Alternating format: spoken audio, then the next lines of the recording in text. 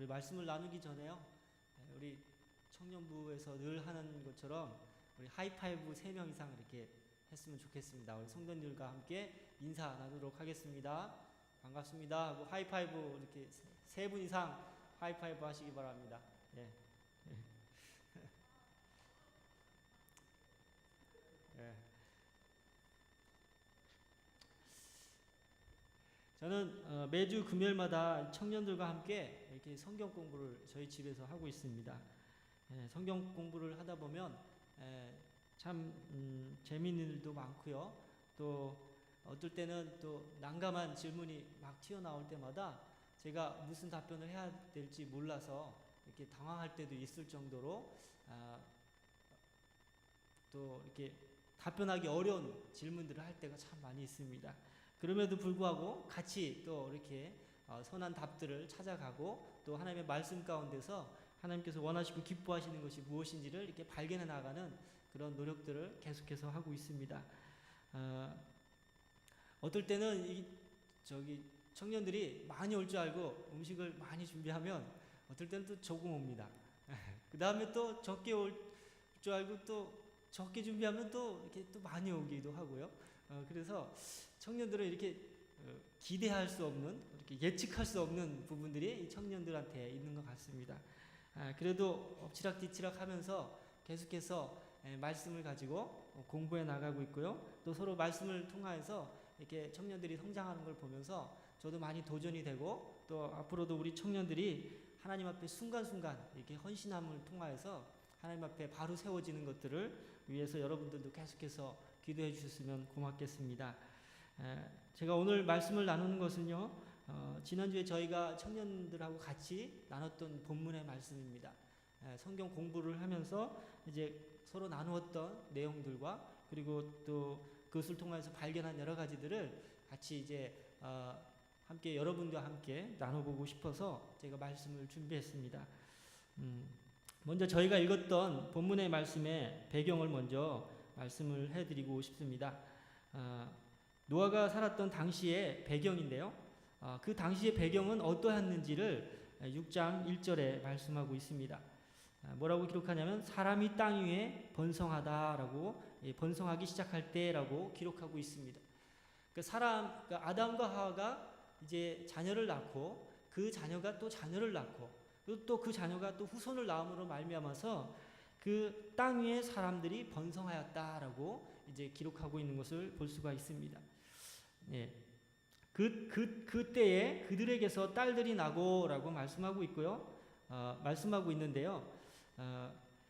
그들이 누구인지를 우리가 먼저 이해하려면 이제 앞으로 4장으로 좀 넘어가서 좀 배경을 좀 한번 살펴보고 같이 나눠야 될 것 같아서 4장으로 한번 같이 넘어가 봤으면 좋겠습니다. 그들이 나오고요. 또 6장 2절에는 하나님의 아들들이 나오는데 이들이 도대체 누구일까라는 것을 우리가 좀 살펴봤으면 좋겠습니다. 4장으로 넘어가시면요. 아담과 하와가 낳은 아들 가인과 아벨이 등장합니다. 근데 이들을 통해서 인류 최초의 살인이 일어나죠. 아담과 하와가 범죄한 이후에 그 죄의 습성들이 어찌 보면 이 가인에게 나타나서 아벨을 죽이는 그런 사건이 일어난다고 볼 수가 있습니다.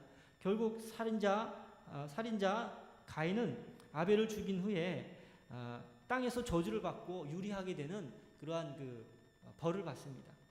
또한 하나님께서 은혜를 얻어서 사실 죽음의 형벌을 받아야 했지만 그는 죽음의 형벌은 면하게 됩니다.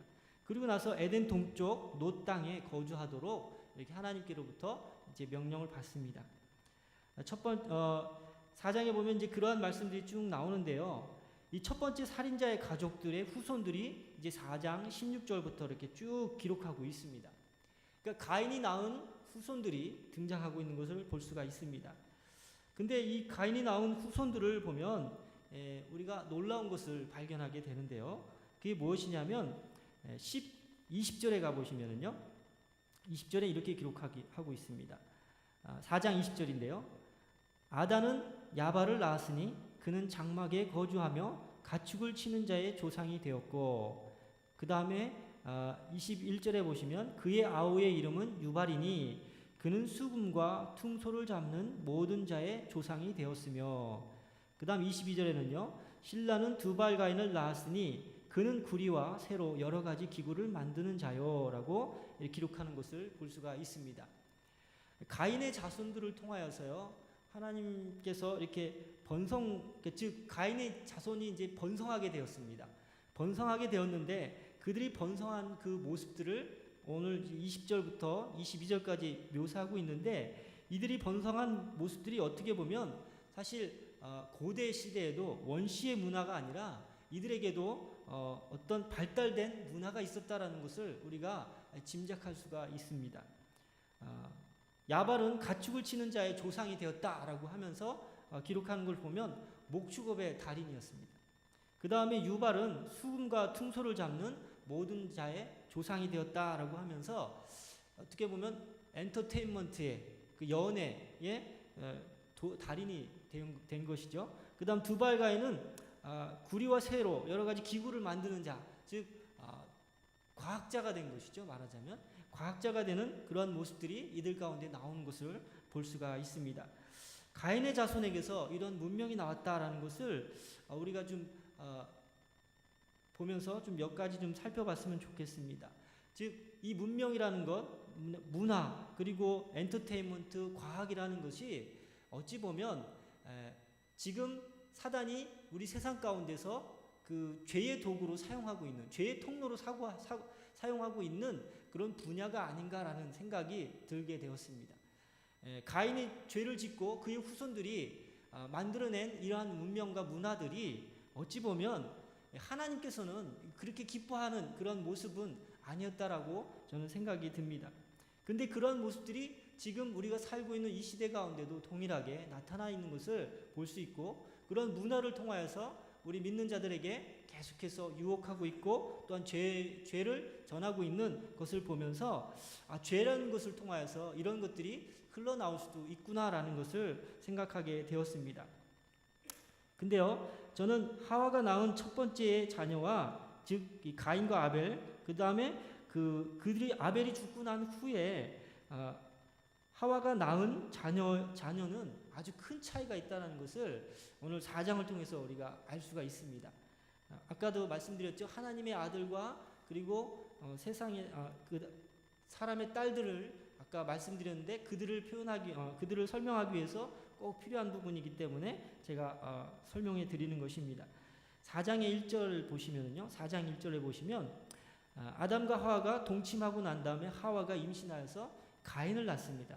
근데 그가 가인을 낳고 난 다음에 무엇이라고 고백하는지 성경에 기록되어 있습니다. 아담이 그의 아내 하와와 동침하여 하매 하와가 임신하여 가인을 낳고 이르되, 하와가 얘기하는 것이죠. 내가 여호와로 말미암아 득남하였다라고 말씀하고 있습니다. 내가 여호와로 말미암아 득남하였다. 그 다음에요, 25절에 가시면은요, 4장 25절인데요. 이제 가인과 아벨을 죽인 후에 이제 하나님께서 하와에게 다시 한번 이제 아담을 통하여서 자녀를 낳게 하는데요. 25절에 보시면 아담이 다시 자기 아내와 동침하매 그가 아들을 낳아 그 이름을 셋이라 하였으니 이는 하나님이 내게 가인이 죽인 아벨 대신에 다른 씨를 주셨다 함이다 라고 고백하는 것을 볼 수가 있습니다. 4장 1절에도 하와가 아기를 낳고 고백하는 그 글이 있고요. 그 다음 25절에도 마찬가지로 셋을 낳고 하와가 고백하는 말씀이 있습니다. 근데 아이를 낳았다라는 그 말은 맞는 말이 똑같은 말인데, 그러나 중요한 것은 무엇이냐면 아이를 낳았을 때에 이 하와의 고백의 표현이 조금 다르다는 것을 우리가 발견할 수가 있습니다. 4장 1절에 보시면은요, 가인을 낳고 난 다음에 뭐라고 고백하냐면 내가 여호와로 말미암아 득남하였다라고 기록합니다. 내가 여호와로 말미암아 득남하였다. 즉 하와는요, 가인을 낳고 난 다음에 뭐라고 고백하냐면 내가 여호와로 말미암아, 즉 주어가 누구냐면 내가였습니다.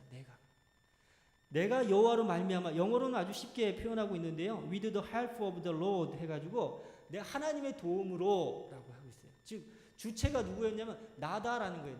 내가 여호와의 도움으로 이 가인을 낳았다라는 것입니다. 근데요, 셋을 낳았을 때는 뭐라고 하냐면요, 25절 하반절에 보면 나옵니다. 하나님이 내게 가인이 죽인 아벨 대신에 다른 씨를 주셨다라고 합니다. 누가 주어로 나옵니까? 네, 하나님이라고 기록하고 있습니다. 셋을 낳았을 때는요, 하인의 고백이 바뀌는 것을 볼 수가 있습니다. 처음에는요, 자기가 낳았다라고 얘기하고 하나님께서는 그냥 보조자 역할을 한 것처럼 얘기했지만, 이 가인과 아벨이 살인 사건을 통하여서 아벨이 죽고, 그리고 그 가인의 자녀들의 모습을 보면서 어찌 보면 이 하와가 후회하고 또 어찌 보면 회개했을 수도 있을 것입니다. 그러면서 이제 셋을 낳고 난 다음에 하와의 변한 모습은 무엇이었냐면, 하나님께서 아이를 낳게 하셨다라고 고백하는 것을 볼 수가 있습니다. 결국 가인은 그 자손 후손들은 문명을 만들어냈지만 셋의 자녀는 어떤 모습을 하였냐면요, 25절에 기록하고 있습니다. 셋도 아들을 낳고 그의 이름을 에노스라 하였으며 그때의 사람들이 비로소 여호와의 이름을 불렀더라라고 말씀하고 있습니다. 즉 셋의 자녀들은, 셋의 자손들은 그때부터 무엇을 하였느냐면 여호와의 이름을 불렀다라는 것입니다. 가인은요, 하나님 앞에 예배했다는 모습이 나타나지 않지만 그 셋은요, 그들이 하나님 앞에 비로소 여호와 이름을 불렀다라고 하면서 예배하는 자손이 되었다라는 것을 우리가 쉽게 구분할 수가 있습니다. 그러면은요, 다시 이제 6장으로 돌아오면 이제 앞에 말씀드렸던 4장에 말씀드렸던 배경을 이해하면 6장의 말씀을 좀 쉽게 이해할 수가 있을 것입니다. 사람이 땅 1절에 보시면 사람이 땅 위에 번성하기 시작할 때에 그들에게서 딸들이 나니, 이 사람의 딸들입니다. 여기서 사람의 딸들과 그 다음 2절에 보시면 하나님의 아들들이 사람의 딸들의 아름다움을 보고 자기들이 좋아하는 모든 여자를 아내로 삼는지라 라고 말씀하고 있습니다. 하나님의 아들과 사람의 딸들은 여기서 누구를 얘기하냐면요, 아주 쉽게 설명을 해드리겠습니다. 어거스틴, 칼빈, 제롬과 같은 그 성경학자들이 이제 말씀하고 있는 그런 대표적인 주장이 옳다라고 얘기하는 많은 의견이 있어서 그분의 의견을 통해서 말씀을 드리면, 하나님의 아들들은 여기서 누구를 말하고 있냐면 하나님을 예배하였던, 첫 번째로 하나님의 이름을 불렀던 셋의 자녀들이 바로 하나님의 자녀다라고 말할 수 있습니다. 하나님의 아들들이었고요. 그 다음에 사람의 딸들은 누구냐면 가인의 후손이다라고 얘기할 수 있습니다. 뭐 다른 해석도 있지만 그 중에서 가장 영향력 있는 해석이라고 얘기할 수가 있습니다. 즉 사람이 땅에 번성하기 시작할 때에 하나님의 아들들, 즉 셋의 자손들까지도 어떻게 되었냐면 사람의 딸들의 아름다움을 보고 그들이 좋아하는 모든 여자를 아내로 삼기 시작합니다. 즉 하나님의 아들들조차도, 셋의 자손들조차도 이 세상의 그 가인의 후손, 그 세상을 쫓고 세상을 붙드는 그런 사람들과 결혼하면서부터 어떤 일들이 시작되었느냐, 바로 하나님과의 관계가 계속해서 멀어지고 타락하는 그런 관계가 되어지기 시작했습니다. 3절에 보시면은요, 여호와께서 이르시되 나의 영이 영원히 사람과 함께하지 아니하리니 이는 그들이 육신이 됨이라. 그러나 그들의 나는 120년이 되리라 하시니라 라고 말씀하시면서 나의 영이 영원히 사람과 함께 하지 아니할 거다라고 말씀하시고 있습니다. 왜냐하면은요, 하나님의 사람들조차도 사람의 딸들, 즉 세상을 추구하는 사람들과 결혼하고 그들과 함께 삶으로 말미암아서 타락하고 그리고 하나님을 저버리는 일들을 하기 때문에 하나님이 더 이상 그들과 함께하지 않는 모습들을 하나님께서 선포하는 것을 볼 수가 있습니다. 왜냐하면 이들이 육신이 되었다라고 말씀하고 있기 때문에 그렇습니다. 이들은 세상의 것을 쫓고 세상이 좋아하는 것과 세상이 원하는 것들을 향하여서 나아가는 사람들이 되어버리는 것입니다. 결국 하나님은 이 세상을 그 지금 여기 노아가 있었던 이 사람들의 모습들, 번성한 사람들의 모습들을 보고 분노하고 한탄하시기 시작하십니다. 6절에 보시면 이렇게 기록합니다. 땅 위에 사람 지으셨음을 한탄하셨다라고 말씀합니다. 사람들이요, 얼마나 하나님 앞에 죄악이 가득하였으면 하나님이 한탄하셨다라고 말씀하실까요? 5절에 말씀하고 있습니다. 여호와께서 사람의 죄악이 세상에 가득함과 그의 마음으로 생각하는 모든 계획이 항상 악할 뿐임을 보시고 라고 말씀하셨습니다. 하나님이 한탄한 이유가 무엇이냐면요, 이들이 악할 뿐만 아니라 그들이 마음으로 계획하는 모든 것까지도 다 악하다라고 말씀하고 있는 것입니다. 결국 그것을 통해서 하나님은 이 홍수의 재앙을 통하여서 모든 땅에 기는 것과 모든 사람들을 다 멸하겠다라고 재앙을 선포하셨습니다. 심판을 선포하셨습니다. 어찌 보면 지금 이 시대를 살아가면서 여러분들이 느끼는 그러한 이 시대를 향한 그런 걱정과 근심, 염려들이 어찌 보면 하나님께서 지금 한탄하고 계셨던 이 노아의 시대에 있는 사람들의 모습들과 어찌 다를 바가 없을 것이다 라는 생각이 들 정도로 주변에는 너무나 많은 악한 것들이, 그리고 그 악한 것들을 그 마음에 아무런 그 꺼리낌 없이 행하고 있는 그런 사람들의 모습을 보면서 우리는 안타까워하지 않을 수가 없습니다. 그러면 그런 것이 강할수록 어떻게 된다고 우리가 생각할 수 있겠습니까? 하나님의 심판이 가까이 왔음을 우리는 깨달아 알 수가 있는 것입니다. 그 마음으로 생각하는 모든 계획이 항상 악하다라고 하는 것, 이것을 보면서 저는 그런 마음이 들었습니다. 크리스찬들도 어찌 보면 우리 마음 가운데에 자꾸 강팍해지고 또 어떨 때는 그 악한 생각이 들어와서 그 악한 생각 때문에 하나님을 멀리하고 떨어져 나가는 그런 많은 사람들이 있다는 것을 저희가 볼 수가 있습니다. 이 마지막 때일수록 우리가 깨어서 경성해야 될 뿐만 아니라 그 마지막 때에 하나님께서 찾으시는 그 사람의 모습들로 우리가 다시 한번 강건하게 서는 그런 노력이 있어야 될 줄 믿습니다. 그 가운데에 하나님은요, 모든 사람을 쓸어버리겠다고 말씀하시면서 그 가운데 하나님은 노아를 부르십니다. 노아를 부르셔서 노아를 통하여서 이제 방주를 만들라고 명령하십니다. 하나님께서는요, 노아를 어떻게 생각하셨기에 이 사람, 그 노아와 그리고 그 가족을 빼고는 모두 다 쓸어버리려고 하셨을까라는 생각이 들었습니다. 성경에서는요, 노아를 무엇이라고 부르는지 이제 기록되어 있는 것을 제가 읽어드리겠습니다. 8절에 보시면은요, 하나님께서 노아를 어떻게 생각하는지 기록하고 있습니다. 그러나 노아는 여호와께 은혜를 입었더라라고 기록하고 있고요. 그 다음 9절에는요, 이것이 노아의 족본이라 노아는 의인이요 당대의 완전한 자라 그는 하나님과 동행하였다라고 기록하고 있습니다. 또한 히브리서 11장 7절에는요, 노아를 향하여서 이렇게 말씀하고 있습니다. 믿음으로 노아는 아직 보이지 않는 일에 경고하심을 받아 경외함으로 방주를 준비하여 그 집을 구원하였으니 이로 말미암아 세상을 정죄하고 믿음을 따르는 의의 상속자가 되었다라고 말씀합니다. 즉 하나님께서 노아를 통하여서 어떤 일을 하게 하셨냐면 의의 상속자가 되게 하셨다라고 말씀하고 있습니다. 또한 베드로후서 2장 5절에는요, 노아를 향하여서 뭐라고 얘기하냐면 옛 세상을 용서하지 아니하시고 오직 의를 전파하는 노아와 그 7 식구를 보존하시고 경건하지 아니한 자를 세상에서 홍수를 내리셨다라고 기록하면서 이 노아가 어떤 사람이었냐면 의를 전파한 사람이었다라고 말씀하고 있는 것을 우리가 볼 수가 있습니다. 어떻게 노아만 살아남을 수 있을까? 노아는 도대체 어떤 점 때문에 홍수의 심판에서 구원을 받을 수 있을까라는 것을 오늘 말씀을 통해서 우리가 충분히 이해할 수 있을 거라고 저는 생각합니다. 저는 노아를 통하여서 하나님께서 이 시대에 찾고 있는 사람이 어떤 사람인지를 함께 나누고 싶습니다. 첫 번째요, 노아는 여호와께 은혜를 입은 자라고 말씀하고 있습니다. 노아는요, 여호와께 은혜를 입은 자이기 때문에 하나님께로부터 선택을 받은 것입니다. 하나님의 그 재앙 가운데서 그 구원의 일들을 행하는 그런 사도로 사용되어진 것입니다. 성경에서 가장 먼저 등장하는 의인이 바로 노아입니다. 노아가 무엇을 잘해서 의인이 되었을까요?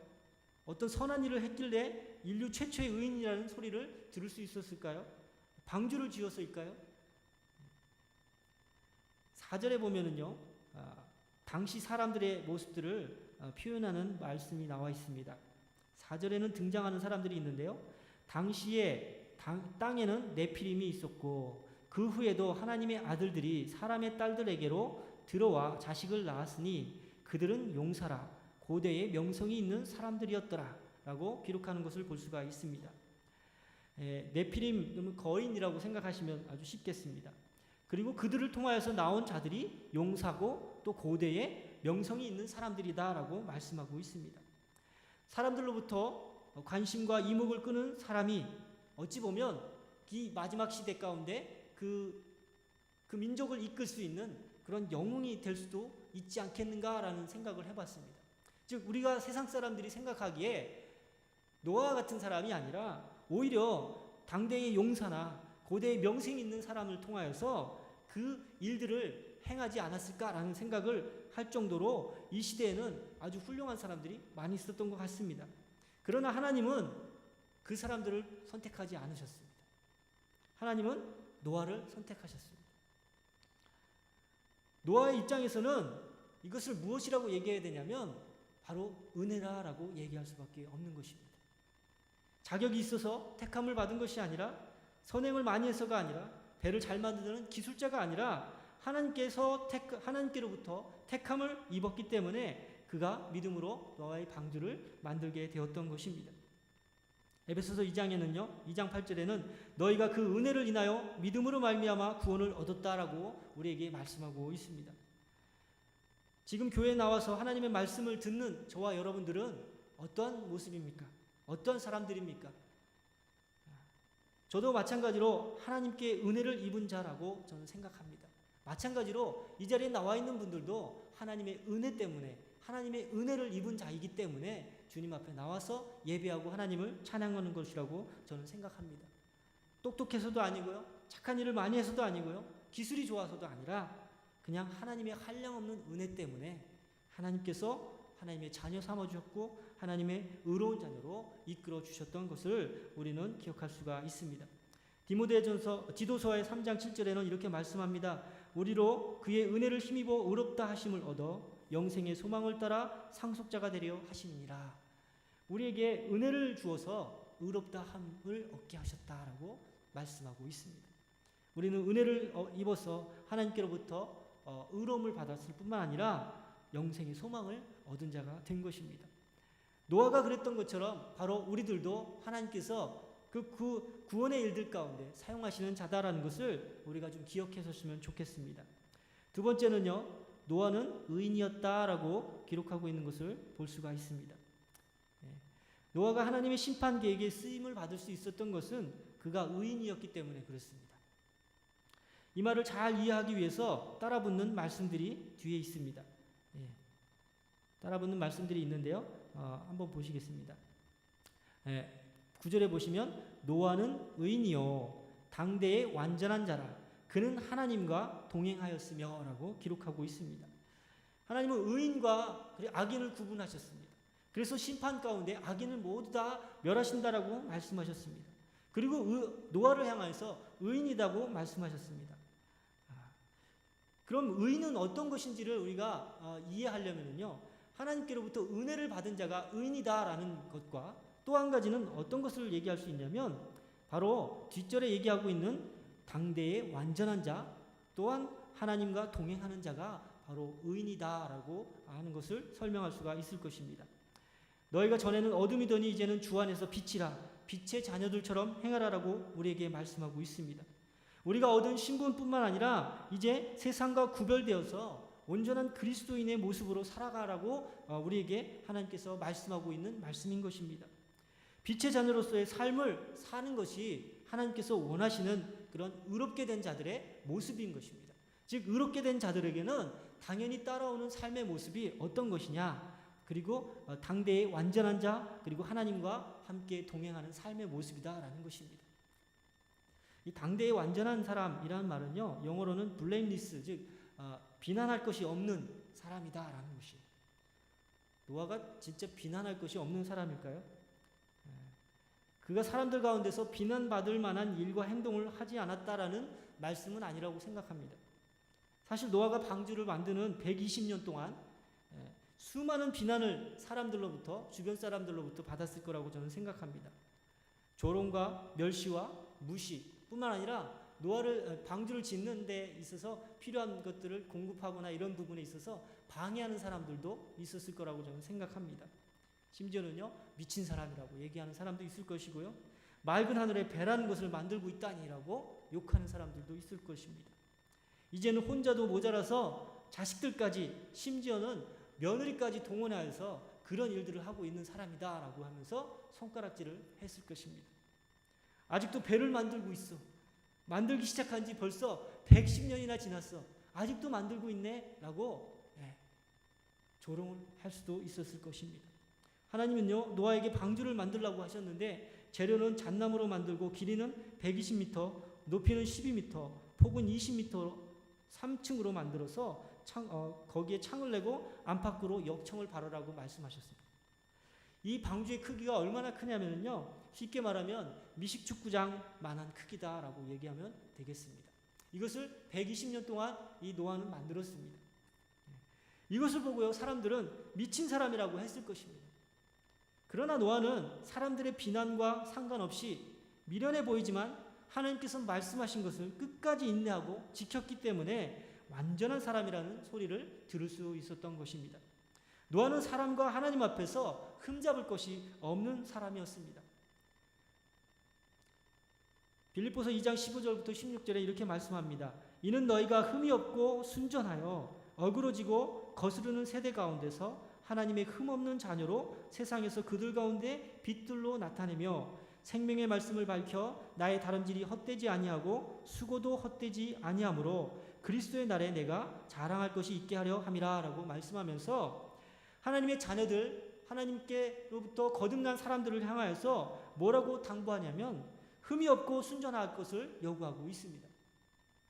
이 노아는요, 완전한 자라고 말했고, 그리고 비난받을 것이 없는 사람이다라고 말씀하고 있습니다.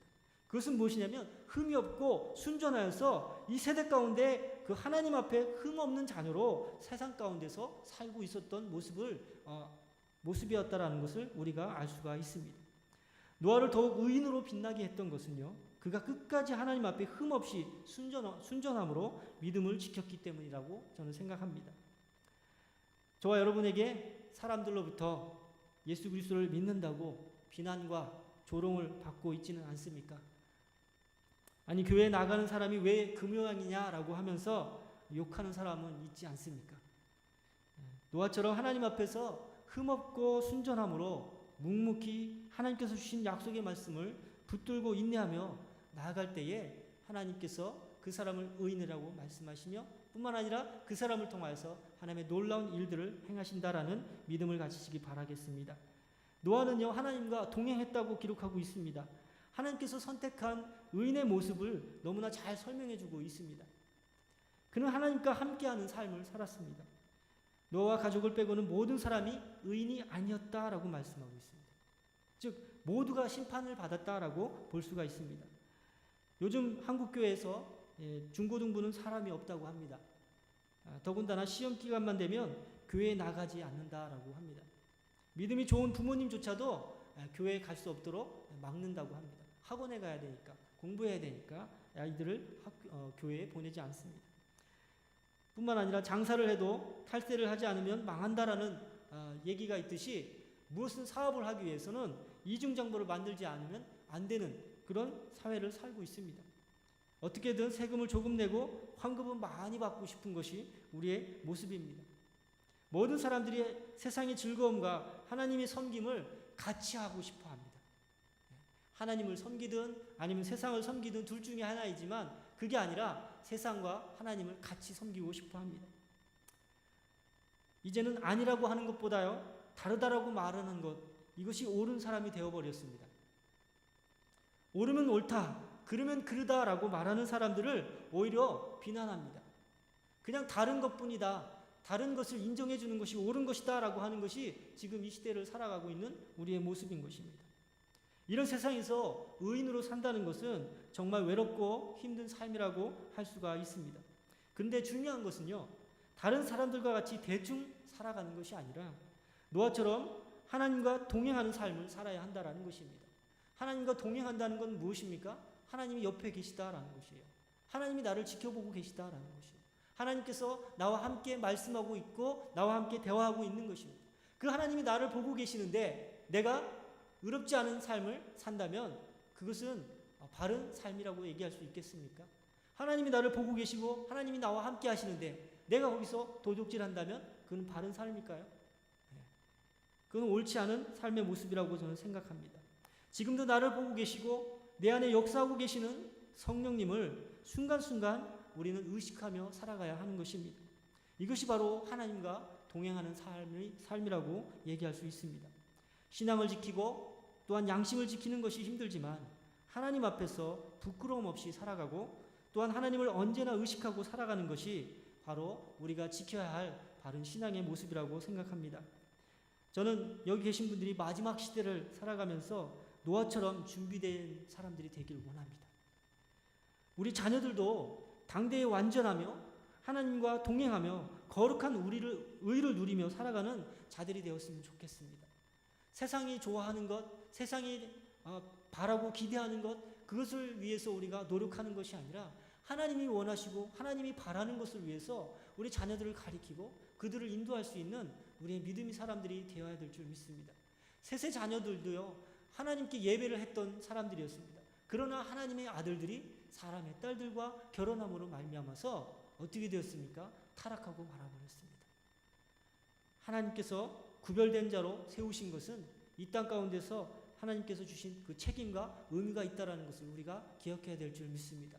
자녀들에게 또한 가족에게 하나님의 온전한 뜻을 증거하는 저와 여러분이 되셨으면 좋겠습니다. 마지막으로 서두에 제가 노아는 어떤 점 때문에 홍수의 심판으로부터 구원을 얻을 수 있었을까라는 질문을 드렸습니다. 근데 그 답변은 간단합니다. 노아가 어떻게 홍수의 심판으로부터 구원을 얻을 수 있었을까요?